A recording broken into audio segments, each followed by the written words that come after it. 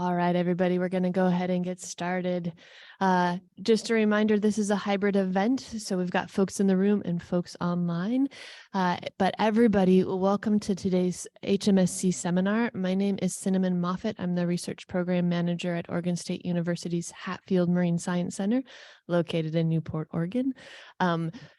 For those of you that came in from the beautiful weather outside on our beautiful day, thank you so much for being here. I really appreciate it.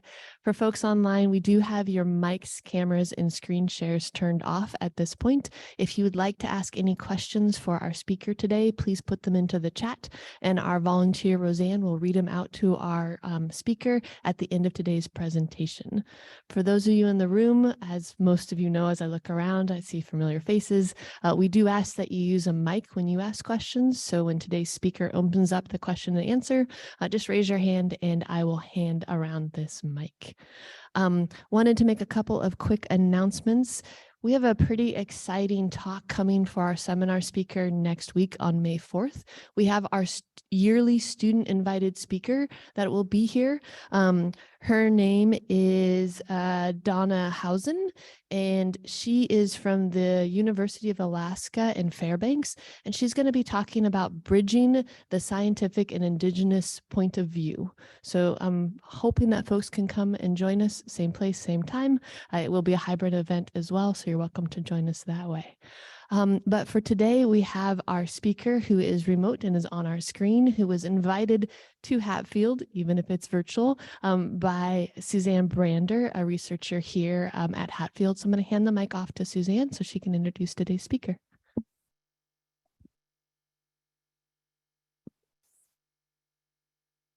Hi, everyone. Thanks so much for coming to the talk today. And I know we have a number of folks online as well. I'm so really excited to introduce Dr. Matt Savoca, who is at the Hopkins Marine Station at Stanford University. He did his PhD at the University of California, Davis, and his bachelor's is from Cornell. Has a long list of honors and awards. Most recently, he won the Zoo Peterson Early Career Scientist Award from the North Pacific Marine Science Organization, so PICES for short, for those of you who are familiar with that group. And we're honored to have him as a committee member on one of my graduate students committees now too, Lauren Kashiwabara. And then just has published papers in lots of different great journals like Trends in Ecology and Evolution, Proceedings of the Royal Society B, and Nature Communications. So I won't take up any more of Matt's time, and we'll let him go ahead and get started. And he'll be talking about plastic pollution in marine food webs today. So thanks so much for joining us today. Go ahead. Yeah, thanks so much, Suzanne, for inviting me, and the Hatfield community for hosting me. And in the future, next time, I will have to do this in person because I have yet to visit Hatfield, and I just know it's an amazing place, a really vibrant research community. So yeah, next time I will be there in person. But yeah, so for today, I will be talking about one main theme of the research that I've been doing since early graduate school, which is studying plastic pollution, but really studying it as it flows through marine food webs. And I kind of got into this field by accident, but as many of you might know, the way plastic pollution has been exploding, not just in the marine environment, but also in the scientific literature, in popular science spaces as well. It's you know, once you get started with plastic pollution, you kind of get drawn in and it's hard to leave. So yeah, and I'll be talking about some of the work that I actually have done with, or actually Lauren led this work, Lauren and Suzanne's lab. So that'll be highlighted here as well. So, but I wanted to start with just a really brief history of plastic in marine food webs. And I think this hits on a larger topic of marine animals as sentinels of environmental change. And so it was marine animals that alerted scientists, people, that there was accumulating plastic waste in our oceans. So the first ever scientific publications of plastic in the ocean was not actually plastic in the ocean, but was plastic on land that used to be in the ocean that was brought to land by marine birds like this albatross here. So this researchers in the 1960s that were surveying lace and albatross colonies came across dead chicks, and those dead chicks were filled with plastic waste. And this alerted researchers to the fact that there must be floating marine waste out in the North Pacific, which, at least in the scientific literature, hadn't yet been reported. Several years later, Ed Carpenter, who at the time was at Huey, Woods Hole, reported in a couple different works in Science that indeed there is plastic in really high densities, even in the 70s, in the North Atlantic Ocean. And this was surprising at the time and was kind of dismissed, I'd say, even though it was published in Science twice, 2 separate papers. One of the papers showed the ingestion of microplastics by fish, the first paper to show that. And it was seen as sort of like a novelty and something that wouldn't really be a big deal or take off in any real way. But of course, 50 years later, we can say that is definitely not what ended up happening. There was quite a lull in scientific research on marine plastic waste for the decades following those studies. But especially in the last 20 years or so, there really has been a meteoric rise, not just in plastic production, but also in plastic waste generation, and as a result in the science coming out to understand plastic waste in the environment and the threats it might pose to ecosystems. So I've sort of thought a bunch about plastic in food webs, and recently we conducted a meta-analysis on plastic ingestion by marine fish.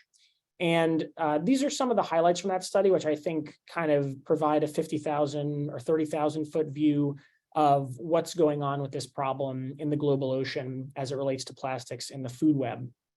And so this is data up until 2019. There's probably about 100 new papers on this topic already, maybe even more since we concluded this study. But in any case, at the conclusion of this study, there were 2 things that were really most interesting to me. The first is, if you look at the map in the bottom left, what you'll notice is that every one of those colored regions are Longhurst oceanographic provinces where fish had been studied with their interaction and their ingestion of plastic waste.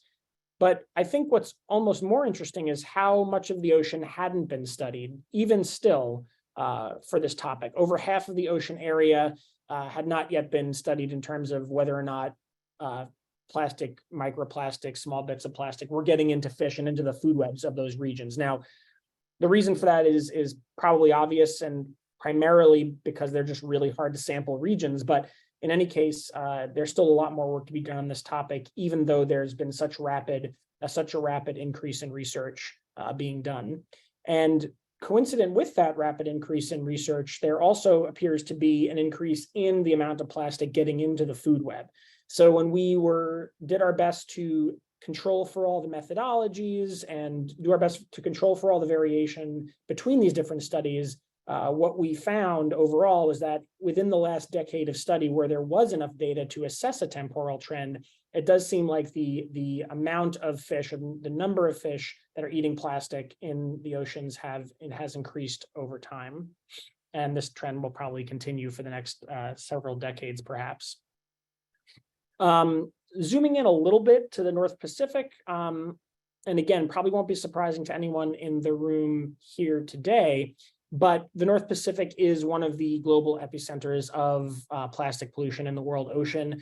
I'd say the other contenders would probably be the oceans around Southeast Asia or perhaps the Mediterranean Sea. But in any case, the offshore oceans of the North Pacific, of course, are heavily polluted, most famously by the North Pacific garbage patch, which was popularized by Captain Charles Moore about 20 or 25 years ago.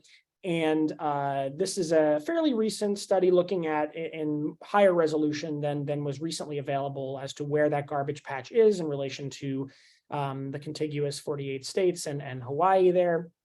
But again, you see a similar trend. Now, of course, this is just waste in the ocean, in particular in the garbage patch, but you see a similar trend in rapidly increasing accumulation of plastic waste in that garbage patch in the North Pacific. So, this is an issue that, if anything, is increasing and perhaps increasing at a rapid rate. So something that should concern us, and I think in many cases does. So that's good, I suppose, the concern that we have over this issue. This is zooming in even a little bit more, looking at plastic in the food web of the North Pacific. So this is part of a Pisces working group that I have been on, is still active. And what we wanted to do was sort of highlight a number of different species that in the North Pacific that we could sort of focus on as bioindicators of plastic in marine food webs in the North Pacific. But what the main point of this figure here is that if you look at the different marine regions around the world where there was enough data to compare against the North Pacific, what you see is that for the 5 different broad taxonomic groups that we looked at, fish, seabirds, sea turtles, marine mammals, and bivalves, the North Pacific is either the most polluted or the second most polluted in terms of plastic within the food web in this ocean region. But again, a lot of the work that I've done, at least during my PhD anyway, was not sort of thinking about these sort of broader patterns, but was specifically thinking about how plastic could be so confusing to marine organisms such that they would confuse it for food, as is the case for a lot of these albatross in the North Pacific that I talked about earlier. And one clue to this perhaps could be the way that plastic smells after it's been out in the ocean. And this is sort of an unusual topic and one that I focused on for my PhD, at least part of it. And the chemical clue that we honed in on is a aromatic compound known as DMS, or dimethyl sulfide. And this is a algal produced compound. So it doesn't have to do with the plastic itself, but rather phytoplankton that are floating in the water. And in a natural context, the way this compound works is dimethyl sulfide is basically created when a membrane bound precursor to this compound is mixed with something within the algal cell. And usually that is caused when these algal cells are crushed due to zooplankton feeding. And so as a result, what we found is that basically the seabirds that are there to eat zooplankton specifically, those are the ones that are searching for dimethyl sulfide specifically. So dimethyl sulfide kind of acts as a dinner bell for animals that are seeking out zooplankton grazers of phytoplankton that produce this DMS smell. And if you want to know what DMS smells like, it kind of smells like the rotting seaweed smell, the high tide rack on the beach. So it's like a rotten cabbage is what I've heard it described as, but it's a sulfur odor, so it's not particularly pleasant. It's quite pungent. So to test this idea, one of the things that we wanted to do is actually experimentally test the way the odor signature of plastic after it had been out at sea, and see if it changed over time and if it had anything to do with that sulfur signature. So as part of my PhD, we sewed virgin plastic, meaning plastics straight from the factory into bags, put them out at sea at a couple different locations in Central California. And then after about a month at sea, we retrieved those plastics and there was lots of biofouling. And again, this is not surprising that plastic changes the way it looks or the community that's associated with it. But what wasn't known is, does that affect the way that the plastic might smell after it had been out at sea? A pretty strange question, I must say. But in any case, we were able to do this by testing the odor space over the plastics after we'd sampled them from the ocean.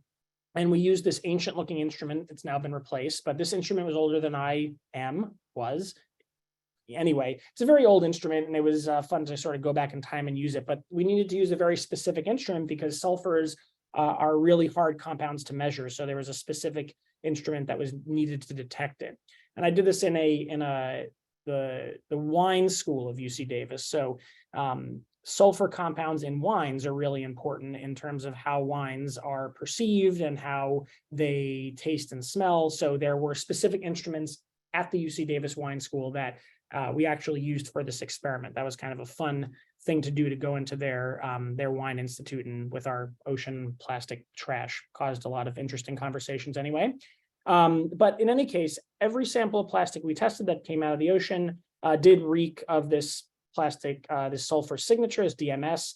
And I knew it because I could smell it. But so if I could smell it, then it was going to be there. And sure enough, it was.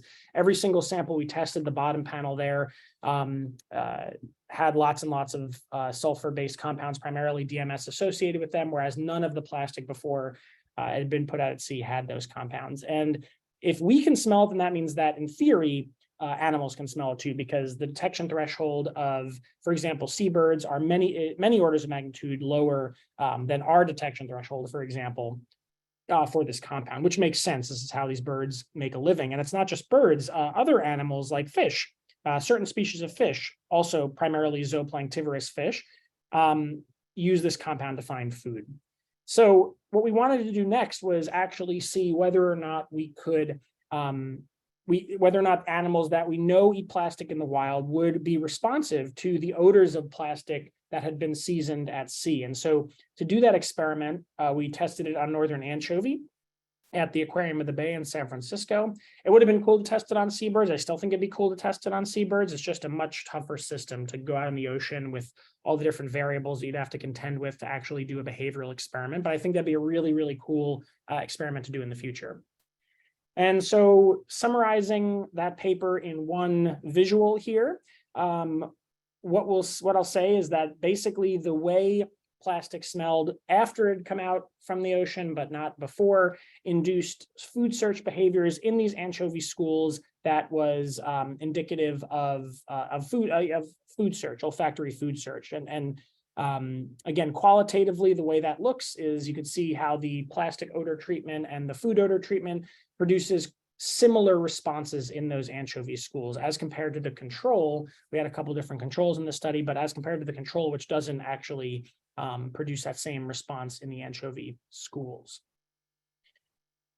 Since we did this work, we basically, with a different team of researchers on young loggerhead sea turtles in North Carolina, did kind of the same experiment with the same results.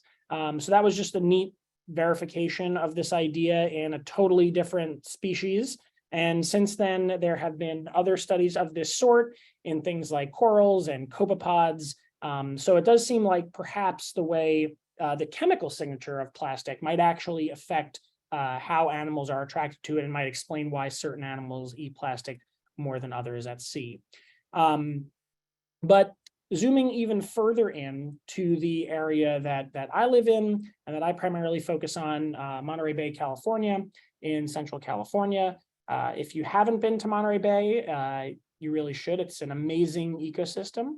There is a huge submarine canyon that cuts through the center of the bay and essentially creates an incredibly rich and diverse ecosystem really close to shore. So you get this sort of open ocean, deep water, canyon, shelf break edge ecosystem, very, very close to shore. And that's just it creates a really special place to be ecologically for a number of reasons. So it's been a real treat to live there and work there. And yeah, that's Monterey Bay. That's the approximate size of Monterey Bay. Monterey is on the south there. Santa Cruz is at the north end of the bay. And the Monterey Bay food web is one of the most spectacular marine food webs on Earth, I would say. We have everything from killer whales to blue whales to everything in between. Really amazing deep sea fauna. Most of the really cool sort of deep sea footage you see on Twitter or on Reddit that goes viral, a lot of that stuff is collected by MBARI, the Monterey Bay Aquarium Research Institute, deep in the waters of the Monterey Canyon. But as we've now discovered, and again, probably not surprisingly, Monterey Bay, like anywhere else, also has a decent amount of plastic waste in it. And so I've been trying to use Monterey Bay as a model ecosystem to study the entrance and flow of plastic through marine food webs, particularly one of such importance, biodiversity and productivity. So this is the study that Lauren led a couple years ago now. And the way this came about was some researchers that work at the Monterey Bay National Marine Sanctuary offices asked me, do we have any way to process a bunch of these surface water samples that they've been taking for several years for microplastics, because they wanted to understand if and how microplastics were in their sanctuary waters. And at the time, I'd been talking with Lauren about doing a research project together for a senior thesis of hers. And I thought, this could be a perfect project for her to lead. And she was keen to do it. So there's Lauren and a former grad student in the lab, now postdoc Sherelle, collecting some microplastic manta trawl samples from Monterey Bay to go along with many other samples that were collected by the sanctuary research team over the preceding years. And after density separation, some of Lauren's samples looked like that. There is Lauren with a bunch of the samples collected by the sanctuary. And yeah, Lauren, I'm using all your slides from the paper. This is pretty cool for me to do. So hopefully it's cool to see your figures up on the big screen there. But in any case, she did a bunch of lab work to isolate microplastics from those samples that you see there, quantify the amount of plastics or particles left behind that were most likely plastics on those filters. And we saw some general patterns that were more or less expected. The sampling site closest to the Santa Cruz Boardwalk, or the area of highest human population density, it was highest in microplastics in those samples. But even the far offshore samples had some degree of microplastics in them. And this led to Lauren's senior thesis, which she published in 2021. But I think one of the things that's really cool about Lauren's paper is that what it does is it starts to enable comparisons between adjacent marine areas. So you can start to ask questions about, how polluted is Monterey Bay in relation to adjacent, much more trafficked areas like the San Francisco Bay and the sanctuaries off of San Francisco. So in 2019, the San Francisco Estuary Institute and 5 gyres led a huge multi-part study on plastics in the water and in the food web of this large and really important and heavily impacted marine ecosystem. And what you'll notice is that whether you're out offshore and the marine sanctuaries off of San Francisco, Cordell Bank and the Greater Farallones National Marine Sanctuary, or if you're in the much more heavily trafficked, heavily polluted San Francisco Bay, you'll see that Lauren's results actually align with those quite well. So I think what this indicates is that our methods, which were quite similar, we used very similar methods to that SFEI study, but that the results are really quite similar. There's no real difference there between the microplastic concentrations that we were finding in our Monterey Bay water versus in the San Francisco Bay and adjacent waters to the north, despite humongous differences in human population density, of course. So that's what I think is kind of exciting about this work, is now there's enough research going on where you can actually start to make really broad comparisons, trends over time, and then we can start to think about monitoring for effects on different species and food webs and ecosystems. So those studies of SFEI and Lauren's were all looking at surface water, which is much easier to study than any other part of the water column. But the water column, the Z dimension, the depth of the water column, is the largest sort of habitable space on Earth, but it's also very, very hard to study. And so that's why I think it was very exciting when Anela Choi and company at Mbari and the Monterey Bay Aquarium published a really, I would say, super important paper in 2019 that essentially produced a vertical distribution of plastics in the water column in Monterey Bay from roughly the surface, about 5 meters below the surface, to about 1,000 meters depth. And I remember the first time seeing that plot there, that vertical plot of plastic, and just really being wowed by it, because if you've taken, any oceanography classes or even marine biology type classes, you're probably used to figures like that. But as it relates to dissolved oxygen or chlorophyll A or some nutrient or something like that, but to actually do this for a pollutant was really, really cool and very novel at the time. And so what it now allows us to think about is plastics, microplastics in Monterey Bay in 3 dimensions, which is one of the few ecosystems for which there is that type of data available. And so this then gets into the stuff that I get really excited about, which is microplastic pollution in the food web. So in 2018, this thought paper came out in Trends in Ecology and Evolution. And what it did, among other things, was showed sort of these overlap maps between large filter feeding animals, where those large filter feeding animals live and where microplastics are. And anyway, what I will say about it is that there's obviously a lot of overlap. Whales are found in most of the world's oceans, really, if you look for it, the large filter feeding whales. And of course, plastics are found in vast majority of the world's oceans as well. But there are some sort of major issues with this sort of just basic overlap map.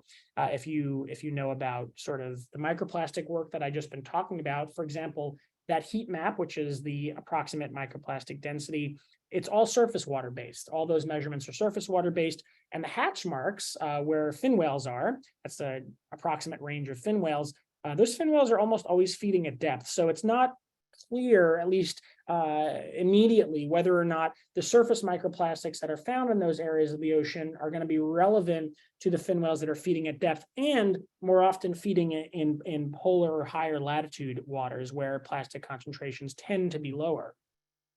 But in any case, we have data to actually start to test this idea. So this was really exciting to me. This was one of the things I was super stoked to do in Jeremy Goldbogen's lab, where I still work.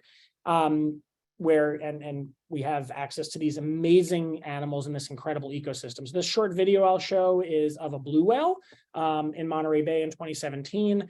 This boat here is one of our whale watching boats. It's about 65 feet long. This is a pretty typical blue whale in Monterey Bay. It's about 85 feet long or so. And this animal on this day was doing something extraordinary and something that I've never seen again beyond this one day, which is lunge feeding at the surface. So you'll get to see this animal drive forward, and you'll even see the krill sort of jump away in the moment as the whale takes a huge gulp of food there. And then it takes about a minute to strain that water. It has about roughly 100 cubic meters of water. That's about 100 tons of water and prey in its mouth there, and you can see it begin to filter that water through its baleen, which hangs down from the upper palate there. But again, this is something that we've seen hundreds of thousands of times in our tag data, and in some tag video, of course, as well. I think Dave Cade gave a talk at Hatfield maybe last year or the year before. So if you were at that talk, or if that talk's available online, I'm sure there's plenty of videos of that. But in any case, this is the first and only time I've seen a blue whale doing this with my own eyes. So that was really exceptional. One of my favorite wildlife moments anywhere ever, actually. This is primarily how our research group studies these whales, though, which is by attaching high-resolution multi-sensor tags via suction cup to these whales. This is lab mate, current grad student James Falbush attaching a suction cup tag to a humpback whale in the middle of Monterey Bay. And yeah, that's pretty much all there is to it. It's kind of amazing that you can just slap a tag on via suction cups and it stays on, but usually it does, and often for quite a few hours. Here's an example of a deployment of a tag on a blue whale from Southern California in 2011. And I like to show this tag for a couple of reasons. One is because it shows really distinct feeding behavior. You have time on the x-axis and the depth of the feed, and the depth the whale is on, and the whale's track is in the black line. On the y-axis there, each red dot indicates one of those lunge feeding events. And what you're seeing as day moves to afternoon, moves into night, you're actually seeing the blue whale follow the diel vertical migration of its zooplankton prey from the sort of the top of the mix layer where they like to hang out during the day. In this case, this day was about 200 meters, and then following that prey up to the surface at night, where those whales ultimately stop feeding most nights when they're in the California current, and they spend a lot of that time singing and socializing, we think, digesting, that type of thing. So it's a pretty neat pattern, and one that was illustrated really well by this particular tag deployment. But one thing that I did want to highlight here now is what we're able to do, and this to me is really exciting, sort of synthetic studies like this, synthetic ecology, is we're able to take all of that microplastics data that I spent some time talking about. There's the SFEI study from the San Francisco Bay Area, There's a Lauren study from the Monterey Bay area. There's an Ella Choi's study in the deep waters of the Monterey Bay area. And you're able to start to create a three-dimensional map of where plastic is in the water column in this ecosystem.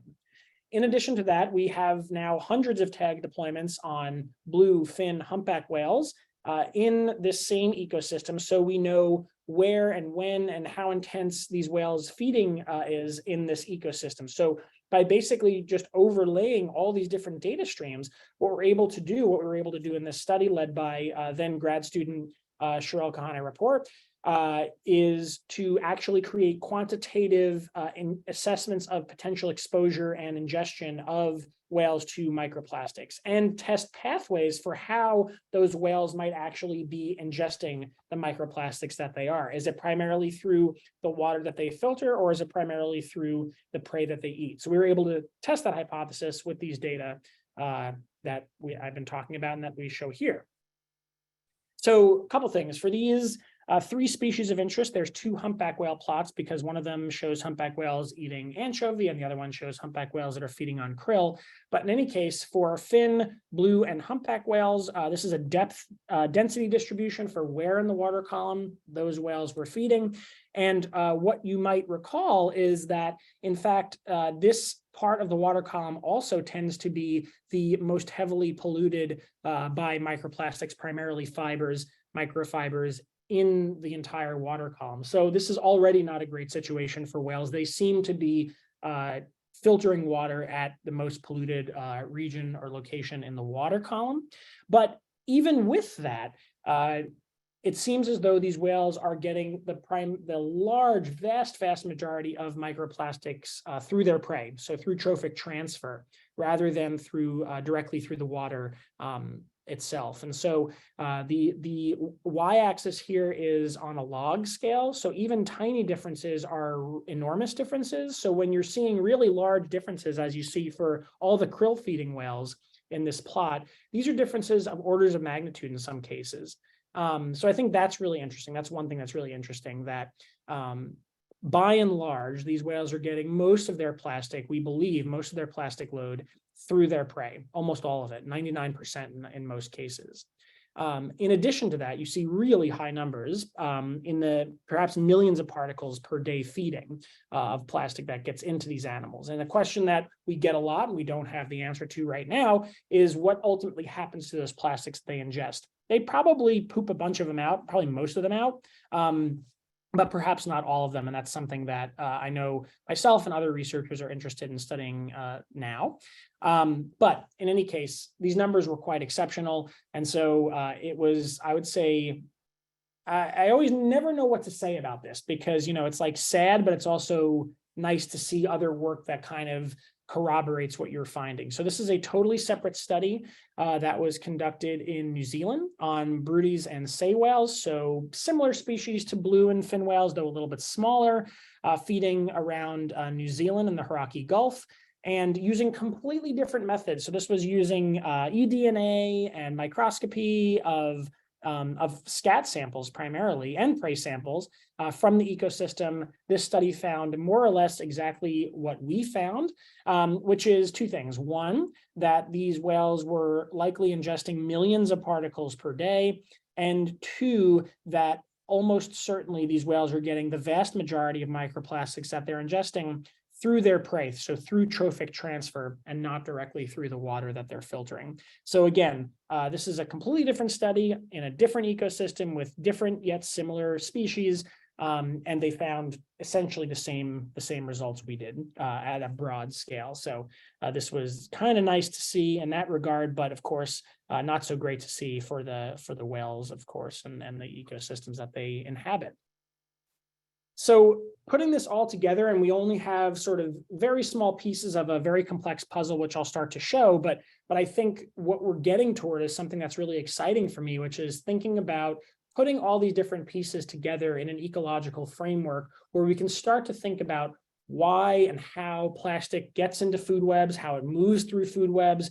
And once we do that, we can understand what species might be at most risk, what species are worth studying that maybe we haven't studied, and then potentially to sort of target effects-based monitoring of this debris on those organisms. So, of course, the first step in this process is the animal has to encounter plastic, right? Which is becoming more and more common and more easy for these animals to do in the ocean, but is driven by things like the oceanography of the area where the animals are feeding or living, where human population centers are, and things like that. Then whether or not you are able to even detect the item is relevant often in this equation, not always as relevant. So this gets back to, do you see the plastic? Does it look interesting or confusing? Do you smell it? Is that weird or interesting or confusing?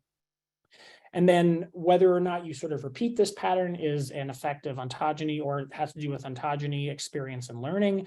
But there are two outcomes ultimately of this, whether or not you detect the plastic. And then internally, and we do this too, of course, we don't think about it consciously, but when you decide whether or not to eat something. Earlier today, I was at a grant panel, and at about 3 p.m. I had to decide whether or not to stuff my face with a bunch of donut holes. And they were kind of that like cheap supermarket donut hole situation. So I just decided, I don't need that in my life right now.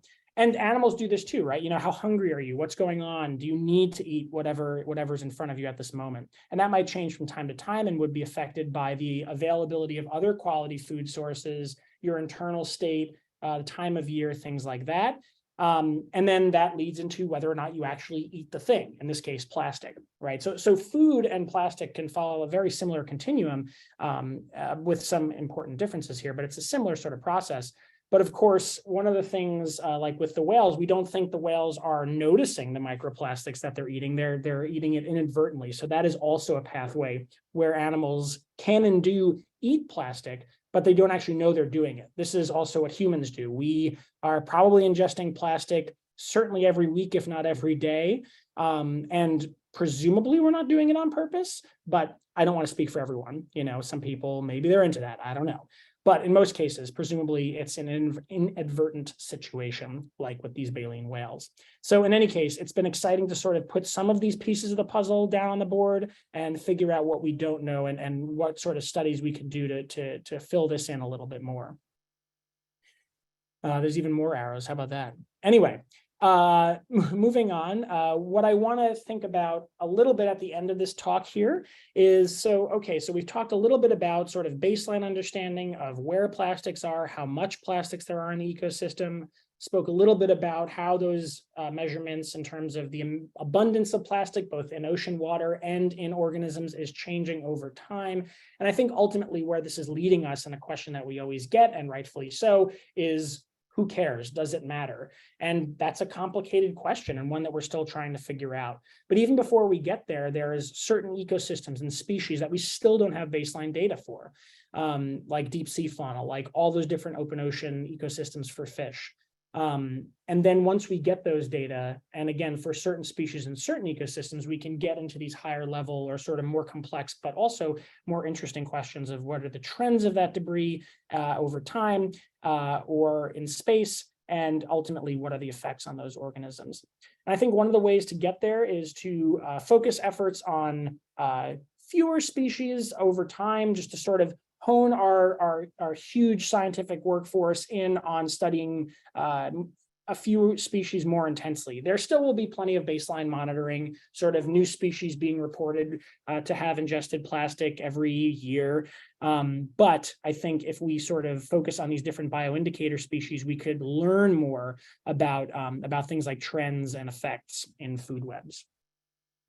I've also worked now on thinking about the contaminants that are associated with plastic and things like trophic transfer and translocation, and ultimately risk of plastics and other contaminants in food webs to marine consumers, and sort of coordinating our response scientifically at regional and global scales has been really fun. And it's also a great time to be thinking about this, whether you work on climate change or sustainable fisheries or pollution or whatever the topic is. It's a really exciting time to be working in this space. There's all this effort to in the UN Ocean Decade to sort of focus this work and to build global collaborations. And so that's been something that's been really fun, and something that Suzanne and others have been a part of in sort of starting these efforts.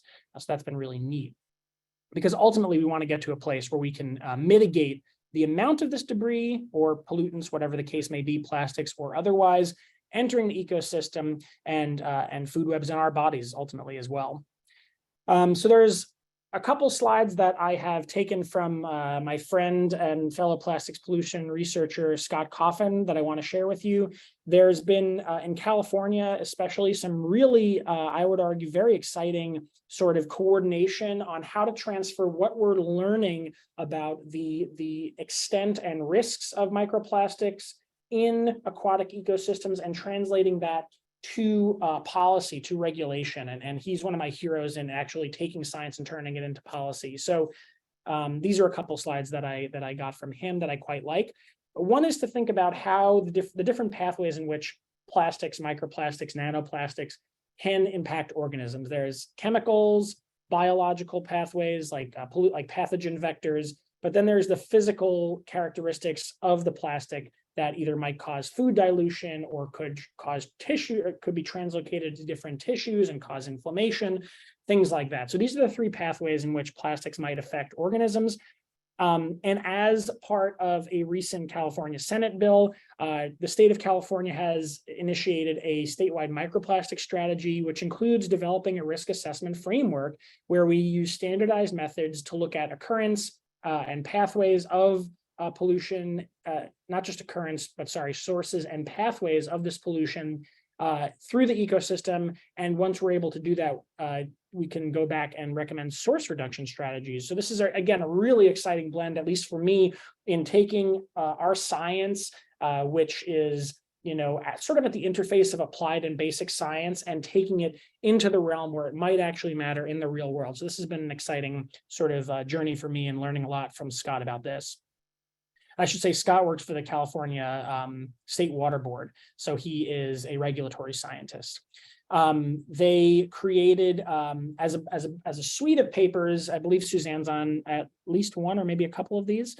A suite of papers in a special issue of the journal Microplastics and Nanoplastics, different sort of species concentrations of plastics in the water or in the food, and when species are affected at different concentrations. So these are the types of species sensitivity distributions that we're going to start to need to be able to get at risks of plastics in aquatic ecosystems. And they took this and created several thresholds for monitoring of plastics in these ecosystems based on what available data suggested would become issues for, or could become issues for, organisms living at sort of concentrations of plastics in the water at these levels. So at even at quite low levels, relatively speaking, food dilution could be an issue for organisms. So basically, does the overall sort of energetic quality of the food they're getting in, meaning, and the reason why I use scare quotes there is because one of the issues with plastic in sort of the marine and aquatic environment is that animals might be thinking they're getting 10 units of food, but maybe they're only getting 9 or 8 units of food, something like that. So food dilution and the effects of food dilution could occur at really, frankly, pretty low levels of plastics in water. And then at higher levels, things like tissue translocation, where you find little bits of plastic in internal organs. So in humans, for example, there have been plastics found in placenta, in breast milk, in lung tissue, in all these different organs that could cause harm, and presumably at some concentration definitely does. But the question is, at what concentration should we start to sort of really become concerned, and are we there yet? So, using the best available data from the primary literature, these are the different thresholds for both investigative monitoring all the way up to, oh my God, we need to do something, source control measures for sort of stemming the flow of plastic to aquatic environments. And another really cool thing is they then, in a separate paper in this special issue, took these thresholds and applied them to what is known about San Francisco Bay, a really well-studied ecosystem, and one I talked about earlier in this regard. And so what they found is that in most of the samples that they tested for San Francisco Bay, over 3/4 of them, investigative monitoring. So there's sort of the lower potential effects of food dilution could be occurring already in San Francisco Bay. So this, and if San Francisco Bay has similar microplastic concentrations to the more pristine, but maybe not pristine, but more pristine Monterey Bay, maybe we should start to think about this in other ecosystems, perhaps like even ones like off Oregon, which we might think of as less polluted because they're not around humongous population centers, but perhaps could already be at risk from microplastics, nanoplastics, and related pollutants. And so coming back to the system that I'm excited about, and this is actually where I'll end because we're sort of investigating these questions as we speak, is what about Monterey Bay? And we don't really know. So that's where we are today. And with that, I just want to, sort of highlight several of the people that I've spoken about in this talk, including a few that I haven't, but several people actually that are at Hatfield, Alex McInturf and Lauren Casciobara, people that I've been lucky enough to work with and really inspire me to keep working hard to solve the many issues that face our oceans today. And again, this work clearly, is not a singular effort. There are many people and many institutions, collaborators, funders, and so on. And these are several of our closest funders, collaborators that enable the work we get to do. So it's a great privilege to work with all these different people and all these different institutions. And with that, I'd be excited to hear your questions and discuss any of this more. And that's my contact information. If anyone wants to get in touch, I'd be happy to chat about this for sure. Thanks again. Great. Thank you so much, Matt. Can we give him a round of applause, please? I don't know if you can hear this. I know it's there. I know it's happening. I just, know that you got a very good round of applause. So what I'm going to do is I'm going to bounce back and forth between questions online and questions in the room. So I think we've got our first question, Roseanne. Could you talk more about the sources, pathways, and source reduction strategies? Are there certain sources that are a greater concern, risk the strategy should prioritize? Yeah, so I think, and it's nice to have Suzanne there so she could tell me if I'm wrong, but or if I'm right. But I would say the vast majority of what we find in California are microfibers. Primarily, presumably coming from textiles. A lot of this stuff is hard to assign a distinct source, like a specific, it's this clothing item or it's this particular water bottle that the tiny fragment comes from. Usually, what we're able to do is use spectroscopy to fingerprint what that item is, and then use that fingerprint to highlight where it might be coming from. There are more expensive techniques that can look at specific additives in microplastic or different plastic items that can actually get potentially much more directly to a unique source. But to get back to the original question, fibers are primarily what we're finding in our ecosystem, perhaps from textiles. And if that's the case, it seems like the adding sort of fiber catches to things like washing machines could be impactful. I know there's a lot of effort in stormwater sort of strategies to address stormwater runoff, because that could be a big source of this micro debris as well, and wastewater treatment as well could be a big source. So those are sort of three potential sources that would be relevant to sort of think about how we might reduce the pathways of microplastics and microfibers coming from those sources in particular. Great, thank you. Questions from folks in the room? Okay, hang on.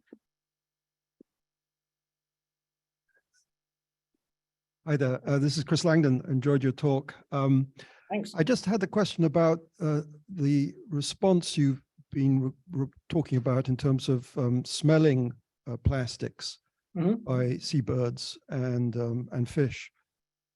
From the slides you showed, it seemed like what they're responding to is the biofouling of the plastic rather than the plastic itself. And presumably they're responding to potential food source of those biofouling organisms.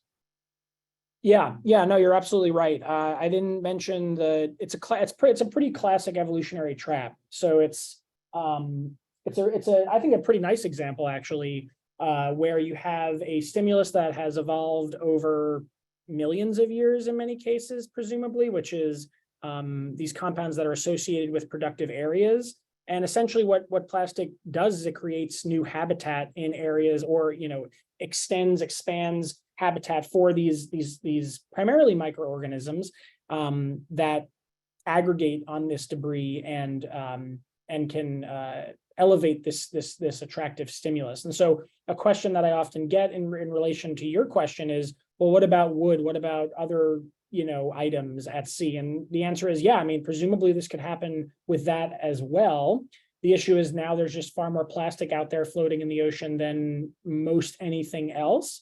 But there are a handful of biologically relevant and natural things that are floating out at sea that animals are attracted to, perhaps not necessarily to eat. One of the things that I think would be really interesting to test, but I've never seen done, is so the sea turtles during their lost years, particularly things like loggerhead sea turtles that go out into the open ocean of the North Atlantic, they like to find and hang out underneath sargassum mats. And presumably these sargassum mats emit really strong sulfur signatures. And these little turtles like to hang out underneath them for protection, for food, for all that stuff. It's a really nice habitat for them out in the open ocean. But that's just an example of a natural sort of situation where these animals could be drawn to some floating stinky sulfur-based compound out at sea that, again, now might be biofouled plastic or whatever the case may be. But you're absolutely right. It is about the biology and the life forms on the plastic, not the plastic itself. Yeah.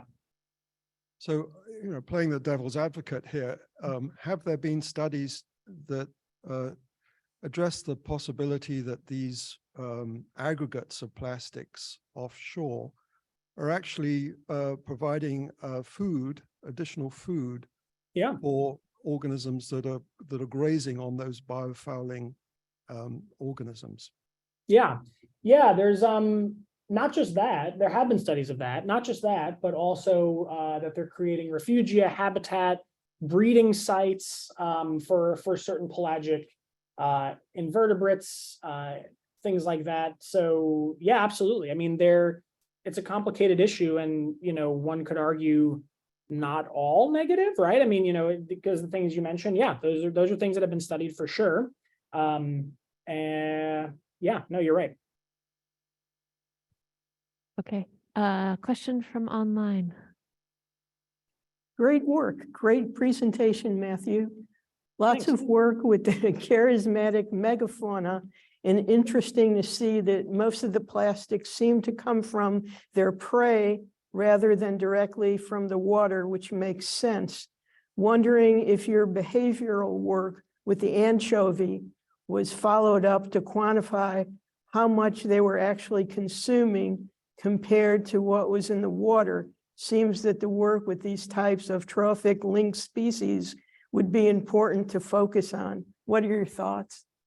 Yeah, so a couple things. One is for that anchovy study, that was pure odor. There were no particles actually in that water. That we basically made a stinky, like a biofoul plastic tea, if you can imagine that, or food tea. Like so there were no plastic to test in terms of how much they ingested in that study. And that was partially because we wanted to test the odorant by itself, but the other reason was because we were working with the aquarium and they said you can't feed our fish plastic, which is fine. Now, since that time, there have been a number, and even before then a little bit, there have been a number of studies looking at questions like that. Chelsea Rockman has done some really cool work on that type of topic in University of Toronto.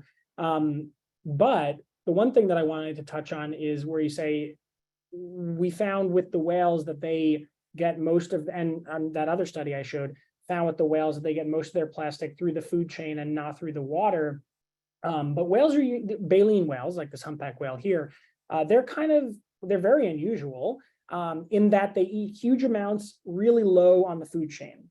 So what we see if we look at like a pure biomagnification, from a pure biomagnification standpoint, it seems as though plastic does not biomagnify in the way that other sort of more typical pollutants like your classic PCBs, DDTs, that type of thing, biomagnify. Plastics do not seem to biomagnify. If anything, there might be dilution as it goes up a really long, 3, 4, 5 stage food chain, which is not to say that we don't find plastics in, in tuna, in sharks and things like that.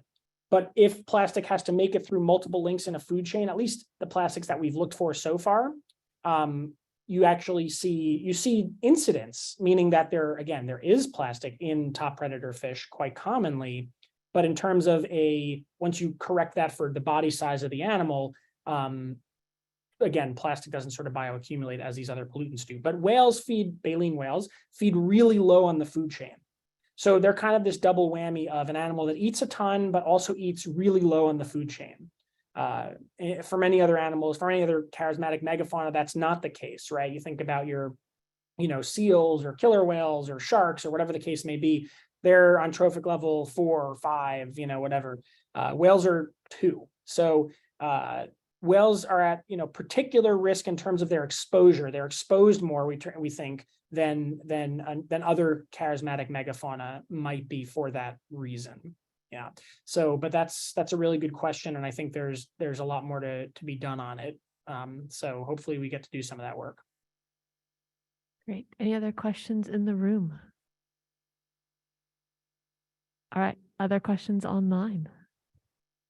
Great talk, Matt. Is there any concern for Aboriginal subsistence whaling communities to consume whale meat from whales that may have ingested tons of plastic over time? Yeah, I don't think so. I think one of the things this highlights for me is, and what I try to tell people, because I remember when I heard it, this was years ago now, but I was like, oh, people need to know about this. So, people, as your question directly asks, people are exposed to microplastics as well. We eat them probably every day, if not every day, certainly every week. But the vast majority of how we're getting our plastic is through our indoor environment, through our clothes or through our food packaging or through our, any of that type of stuff. So bowhead whales in the Arctic is the one that comes to mind in terms of indigenous whaling. There's other examples, but, bowhead whales are in the Arctic, which is polluted, but is not one of the heaviest polluted areas in the world. That's number one. Number two is, again, we think the vast majority of plastic, at least that we're looking at, that's gotten into the whales ends up going through the whales. And when they're eating whale meat, they're eating the meat part. They're eating the muscle tissue, primarily muscle or fat or some combination of both, where there might be tiny little nanoplastics and other things in there, but that's actually pretty unstudied. But I can't imagine that's a huge issue at this time, but something worth monitoring. I do think that for other sort of subsistence whaling communities that are feeding on whales that are higher up on the food chain, so like in the Faroe Islands where they do their pilot whale hunt, and I think they hunt dolphins there as well, I'd be more concerned about bioaccumulated pollutants for animals that are way up at the top of the food chain. I think about this when I eat sushi. I try to eat less tuna, for example, not because, or less top predator fish, for a number of reasons, bycatch, but one of the reasons is because if you want a nice dose of pollutants, eating a top predator fish is probably a decent way to do that. But ultimately, we probably get more pollution from just the environment that we live in, than anything else. So I don't think that's a concern at this time, or I haven't seen evidence that something like that is going to be a big concern at this time. But ultimately, I think that's why we should be monitoring it now, as opposed to waiting for it to become a problem if we do nothing for the next 10, 20 years. All right. Another question online? Any other questions in the room? All right. I think, Matt, we're going to let you off the hook. Matt hasn't told us, but Matt, where are you right now physically? I'm in Washington, D.C. I'm on a grant review panel this week, but and I was happy. I was like, I get to do this talk and do this panel. Okay, good. I'll do that. Yeah. So But it is getting late for you on the other coast. So I think we will let you go.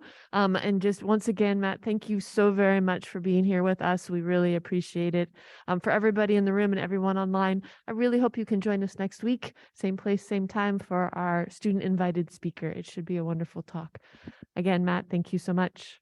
Thank you. Have a great afternoon. And yeah, next time in person. That sounds great.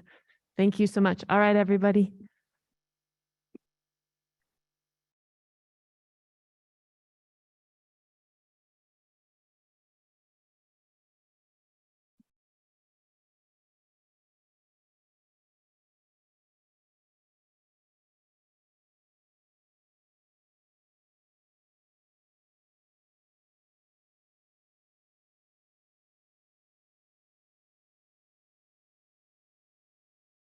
Okay, for folks online, we're going to end the presentation. Thanks so much for being here.